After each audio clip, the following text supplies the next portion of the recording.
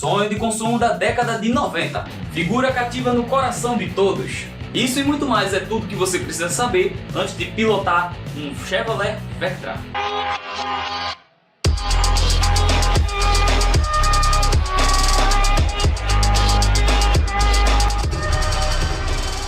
Lançado em 88 na Europa e produzido no Brasil desde 1993 até o ano de 2011, o Vectra foi considerado um marco na indústria brasileira e se destacava pela alta tecnologia que trazia na sua época. A primeira geração apresentada aqui no Brasil em 1993 veio com a difícil tarefa de substituir o Chevrolet Monza, um carro já muito bem consolidado aqui no Brasil. Mas a força do modelo era tão grande que a GM decidiu não finalizar a produção desse ícone, vendendo por alguns anos os dois modelos simultaneamente. Com isso, o Vectra foi realocado numa categoria superior, ali entre o Monza e o Ômega, o seu irmão maior. No início existiam duas opções de motores para o Vectra. O primeiro era o motor 2.0 8 válvulas que ia na versão GLS e na versão CD, enquanto a versão 2.0 de 16 válvulas e 150 cavalos vinha para a versão GSI, que era a versão esportiva do modelo. O Vectra trazia itens de série do seu irmão maior, o Chevrolet Ômega, e que eram inéditos no seu segmento,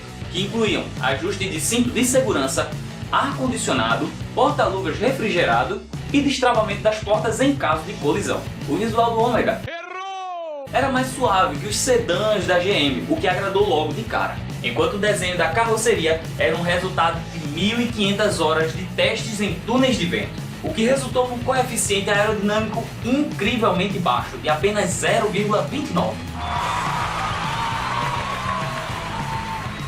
Já no interior, o modelo era confortável e tinha ótimo espaço interno. Chegava até a lembrar modelos mais caros da categoria. Desde a versão de entrada, o Vectra já oferecia ar-condicionado, direção hidráulica, trio elétrico, banco do motorista e direção com regulagem de altura e freio a disco nas 4 rodas oferecidos de fábrica. Oferecia também toca-discos e computador de bordo, mas esses eram opcionais. Já a versão CD, que era a intermediária, trazia outros itens como regulagem elétrica dos faróis, toca-fitas, faróis de neblina, freios ABS e para-choque na cor da carroceria. E como opcionais havia computador de bordo, teto solar elétrico e câmbio automático de 4 marchas superior ao de 3 marchas do Monza. O preço de entrada do Vectra completo custava em torno de $34 mil. Com o câmbio hoje a R$4 o dólar, isso pode até assustar se você for para a conta do lápis fazer os cálculos. Mas naquela época o governo controlava a cotação e fazia com que $1 valesse R$1. Com isso, o preço do carro se tornava bastante competitivo e a prova disso era a gigantesca fila de espera que você teria que enfrentar se quisesse um naquela época. Havia ainda o Vectra GSI, que trouxe um pouco mais de esportividade para o modelo e agradou bastante pelo seu desempenho. Por fora, rodas de aro 15, pneus de perfil baixo e defletores traseiros deixavam bem claro que aquele não era um Vectra comum. Já debaixo do capô, o motorzinho 2.0, 16 válvulas com injeção eletrônica sequencial que gerava 150 cavalos de potência. Isso tudo levava o carro no 0 a 100 de apenas 9,2 segundos e uma velocidade máxima de 207 km por hora, fazendo dele o modelo mais rápido da época. E como se tudo isso já não fosse bastante, o carro ainda conseguia ser bem econômico frente aos seus rivais. Numa média mista entre cidade e estrada, você conseguiria fazer uma quilometragem de 12 km por litro, mais ou menos. O ano era 1995 e no Salão do Automóvel de Frankfurt, o novo Vectra, o Vectra B ou Vectra de segunda geração, foi apresentado. Diferente da primeira geração, que demorou 5 anos para chegar aqui no Brasil, o Vectra B foi bem mais rápido. No ano seguinte, em 1996, ele já estava dando as caras em ruas brasileiras. Muito disso por causa do grande sucesso que o modelo teve aqui no Brasil em sua primeira versão. E claro, esse mesmo sucesso dessa primeira versão se repetiu na segunda, sendo ele considerado o sedã definitivo da família brasileira, liderando inclusive as vendas na categoria de sedãs médios nos anos de 96, 97 e 98. Acredite se quiser, apenas essa versão B vendeu mais de 300 mil unidades. O grande impacto dessa vez foi no visual. O carro tinha linhas arredondadas que esbanjavam elegância e muita harmonia, e estampava na cara da concorrência o quanto que o design dos carros deles estava ultrapassado. O novo design conseguia ser ainda mais aerodinâmico, com um coeficiente de apenas 0,28, incríveis até para os padrões de hoje. O modelo foi também o primeiro carro brasileiro a trazer o duplo airbag frontal. Sim, nação, eu sei que um dia antes o Tipo foi lançado e trazia airbag, mas era apenas para o motorista. Ah, agora eu entendi! Além disso, trazia também controles de som no volante e controles de tração, o que era inédito em carros nacionais. No quesito segurança, o Vectra B contava com cintos dianteiros ancorados no próprio banco, suspensão traseira multibraço e até mesmo pedais que se deslocavam em caso de batida frontal. Enquanto no conforto, cada detalhe era muito bem trabalhado. Até mesmo a espuma do banco recebeu atenção e foi escolhida uma com densidade maior para que trouxesse um pouco mais de conforto em longas viagens. Infelizmente, a tão elogiada versão GSI não continuaria a ser produzida na segunda geração do Vectra. Ficava a cargo da versão CD trazer a motorização mais potente do modelo. Esse contava com motor 2.0 de 16 válvulas que gerava 141 cavalos de potência e 19 kgfm de torque. Além de um câmbio automático de 4 marchas e um teto solar para dar aquela refrescada. Enquanto isso, a versão intermediária GLS trazia um motor 2.0 de 8 válvulas e vinha de fábrica com vidros elétricos, travas elétricas e ar-condicionado. Além dessas duas versões, a GM criou uma terceira versão, a versão GL, para ser a versão de entrada e substituir de vez o Monza, por causa das novas normas de emissões de 1997 que faria o Monza ficar caro demais. A versão GL trazia o mesmo motor da versão GLS, mas vinha com alguns itens de série a menos. Além disso, os itens que eram de fábrica na versão GLS vinham na versão GL apenas como opcionais. Nesse momento, começaram a surgir algumas reclamações sobre o motor 2.08 válvulas das versões GL e GLS. Ele tinha baixo torque e baixa potência em rotações menores, o que foi resolvido com o motor 2.2 que a GM trouxe logo em seguida. Junto com essas mudanças vieram também volante com ajuste de altura, retrovisores internos fotocromáticos e ar-condicionado automático. Em 1999, o novo Vectra ganhou um tapa no visual, e essas novas alterações não demoraram muito para chegar aqui no Brasil. Por fora, novos para-choques, novas lanternas, saias laterais, repetidores de seta na altura da porta e espelhos retrovisores maiores mostravam que o carro agora estava com uma cara nova. Enquanto que por dentro, o espaço interno e o conforto foram muito melhorados. E os freios que já contavam com ABS, agora tinham também EBD. E com o sucesso dessa nova versão do Vectra, a Chevrolet esperta toda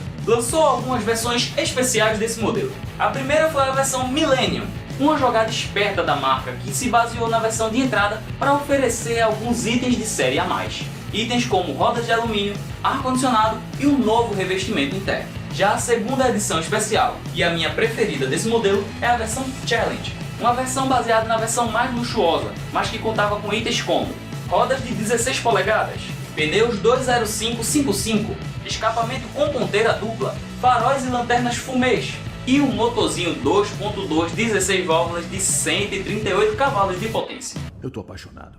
Por fim, a Chevrolet lançou por aqui mais duas versões. A versão Expression, que vinha com ar-condicionado, volante revestido em couro e retrovisores eletrocromáticos.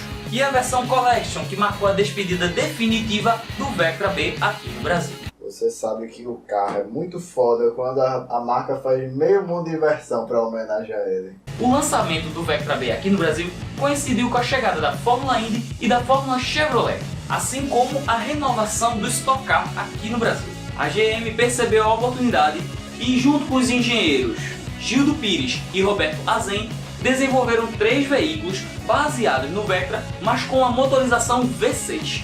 2 deles se tornaram safety cars e um medical car. Em 2004, a GM doou esses carros para o Museu da Tecnologia da Universidade Luterana do Brasil em Canoas, Rio Grande do Sul. Mas com o fim do museu, os modelos foram leiloados. Um deles foi comprado por uma concessionária que o descaracterizou e colocou nele o interior de uma versão CD e vendeu por uma bagatela de R$38 mil. E os outros 2, infelizmente, não se tem notícia deles. Mesmo o sucesso do Vectra B aqui no Brasil não foi suficiente para esconder que o modelo estava sim precisando de renovações, principalmente com a chegada do novo Corolla e as constantes atualizações do Honda Civic. Com isso, o Chevrolet Vectra começou a perder muito mercado. Além disso, a chegada do novo Astra influenciou diretamente no mercado do Vectra aqui no Brasil. E foi por isso que a Opel, em 2003, lançou uma versão reestilizada do Vectra na Europa. Mas não se enganem, meus caros pilotos, essa versão não veio para o Brasil. O Vectra C na Europa tinha um acabamento muito superior e competia diretamente ali com carros maiores como o Passat e o Mondeo.